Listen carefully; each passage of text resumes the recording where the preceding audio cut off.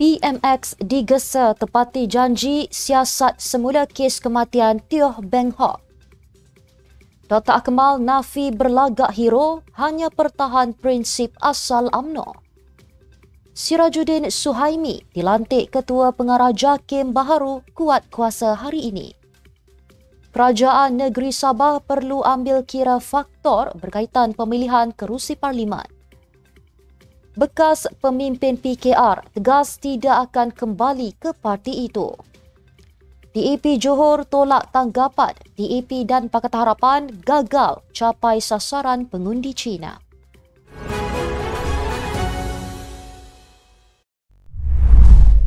Bismillahirrahmanirrahim. Assalamualaikum dan salam Malaysia Madani. Sama saya Mira Kilah dalam Netstep News edisi Extra. Jangan lupa ikuti kami di semua platform Netstep Malaysia.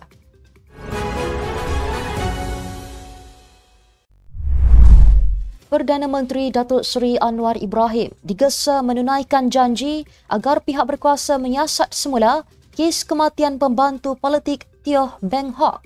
Sejak pertemuan dengan Perdana Menteri tersebut 2 bulan lalu, keluarga mendiang pembantu politik itu akui setakat ini mereka belum melihat sebarang tindakan daripada pihak polis. Keluarga itu dalam satu kenyataan meminta siasatan dilakukan di bawah Seksyen 302 Kanun Kesiksaan dan bukannya di bawah Seksyen 342. Datuk Seri Anwar pada 1 Ogos lalu berkata, kerajaan bersetuju supaya pihak polis membuka semula kertas siasatan berkait kes kematian Beng Hok dan memberi jaminan ia akan dilaksanakan secara telus dan adil tanpa campur tangan mana-mana pihak. Jaminan itu diberikan selepas pertemuan dengan keluarga mendiang. Beng Hok yang merupakan pembantu politik kepada Adun Sri Kembangan dari DAP, Ian Yong Hian Wah, meninggal dunia pada 16 Julai 2009 pada usia 30 tahun. Mayatnya ditemui di koridor tingkat 5 Plaza Masalam di Shah Alam selepas disoal siasat sepanjang malam di tingkat 14 Ibu Pejabat SPRM Selangor. Dr. Akmal dalam kenyataannya menerusi laman Facebooknya berkata, "Saya bukan hero tetapi hanya berpegang kepada prinsip asal UMNO." Ketua Pemuda UMNO Dr. Muhammad Akmal Saleh menegaskan beliau tidak pernah bercita-cita ingin menjadi hero meskipun sering mendapat perhatian susulan kenyataan kontroversinya.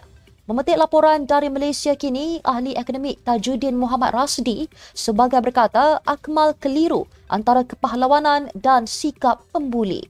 Susulan itu Akmal berkongsi analisis mengenai pilihan raya kecil mahkota yang menobatkannya sebagai wira di sebalik kejayaan BN. Artikel yang menyebut pertelingkahan pemimpin Pemuda UMNO itu dengan naib pengerusi DAP, Teresa Kok, menyatakan walaupun DAP gagal menggerakkan pengundi Cina, calon BN itu masih berjaya memenangi kerusi Dewan Mahkota dengan majoriti besar 20,648 undi. Ia juga memuji MCA kerana meyakinkan 3,987 ahlinya di kawasan itu untuk membuang undi dengan kempen agresifnya. Timbalan Ketua Pengarah Dasar Jabatan Kemajuan Islam Malaysia JAKIM, Datuk Dr. Sirajuddin Suhaimi dilantik sebagai Ketua Pengarah JAKIM yang baharu berkuat kuasa hari ini. Ketua Setiausaha Negara Tan Sri Syamsul Azri Abu Bakar dalam kenyataan berkata pelantikan Sirajuddin merupakan satu daripada usaha memperkasakan penyampaian perkhidmatan hal ehwal Islam seiring dengan agenda reformasi perkhidmatan awam dan memperkukuhkan JAKIM sebagai jabatan peneraju hal ehwal Islam di Malaysia. Beliau berkata Sirajuddin yang berkelulusan ijazah Sarjana Muda Syariah dan Undang-Undang dari Universiti Kebangsaan Malaysia UKM memulakan kerjaya dalam perkhidmatan awam sebagai penolong pengarah dakwah di Jabatan Agama Islam Selangor pada 2 Januari 1992. Sirajuddin yang juga lulusan ijazah Sarjana Sains Teknologi Maklumat dari Universiti Teknologi Mara dan ijazah Doktor Falsafah Sains Komputer dari University of South Australia itu pernah berkhidmat sebagai pengarah kanan bahagian penyelidikan JAKIM, pengarah bahagian pengurusan halal JAKIM serta setiausaha pertama halal di Suruhanjaya Tinggi Malaysia, Canberra, Australia.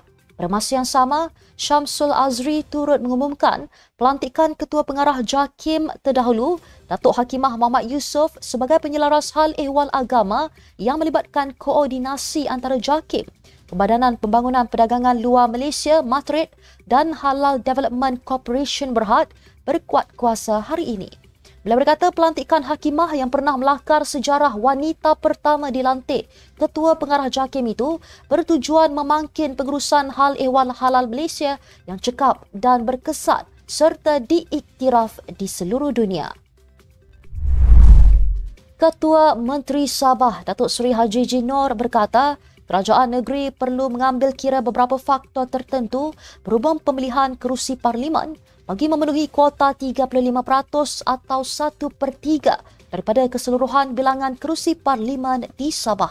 Difahamkan pihaknya sudah melakukan perbincangan bersama Kerajaan Sarawak bagi meminta Kerajaan Persekutuan mengembalikan kuota 1/3 kerusi parlimen kepada dua negeri terbabit.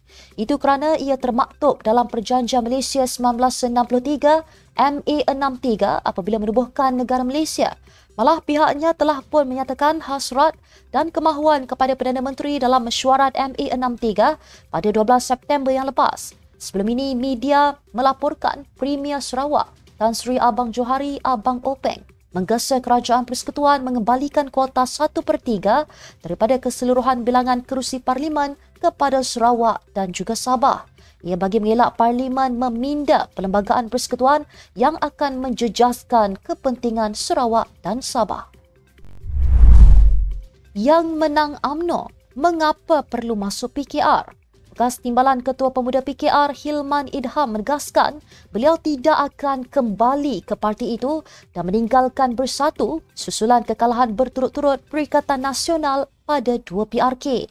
Menerusi laporan FMT, beliau berkata gesaan oleh bekas Ahli Majlis Pimpinan Tertinggi Bersatu Faiz Naaman itu sebagai tidak masuk akal kerana bukan PKR pemenang, PRK terbabit. Kata adun Gombak Setia itu, Faiz harus sedar PH hanya sekadar tunggangan UMNO. Untuk kembali berkuasa, tiada kelebihan lain buat PKR dan Pakatan Harapan di saat ini selain Datuk Seri Anwar Ibrahim kekal sebagai Perdana Menteri.